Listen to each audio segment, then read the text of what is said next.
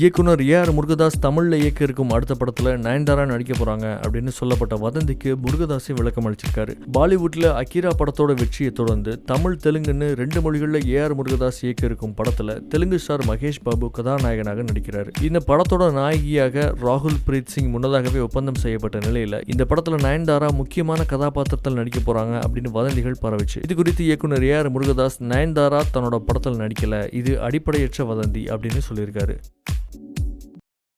அதிக assistant director கொண்ட குழு வந்து ராஜேஷ் சார் தான். பாதி பேரே எனக்கு தெரியாது. பொன்ராம்லாம் வந்து சூப்பர் ஹிட் கொடுத்து கரண்ட்ல இருக்கிற டைரக்டர் மானிட்டர்ல உட்காந்துட்டு ஃப்ரேம் அட்ஜஸ்ட்மெண்ட் பண்ணிட்டு பாரு, அங்க சரியில்லை இது சரியில்லைன்னு. அவருடைய ஆர்டிஸ்ட் கிட்ட எந்த அசிஸ்டன்ட் டைரக்டர் வேணா போய் கதை சொல்லலாம். அதுக்கு முன்னாடி என்ன பண்ணிடுவான்னா எதையா ஒன்று வெறுப்பேற்றி விட்டுருவாங்க அவரை. சார் அந்த டெக்டானிக் பிளேட்ஸ் பத்தி உங்களுக்கு தெரியுமா, சுனாமி அதனால தான் வருது அப்படின்னு சொன்னா அவர் வந்து கடுப்பாயிட்டார். படத்தை தியேட்டர்ல பார்த்துட்டு கடவுள் இருக்காண்டா பிரகாஷ் குமார் அப்படின்னு எனக்கு ஃபோன் பண்ணாருன்னா செம்ம ஹாப்பி. ராஜேஷ் சார் அதே படத்தை பார்த்து கடவுள் இருக்காண்டா குமார்னு எனக்கு ஃபோன் பண்ணாருன்னா செம்ம ஹாப்பி.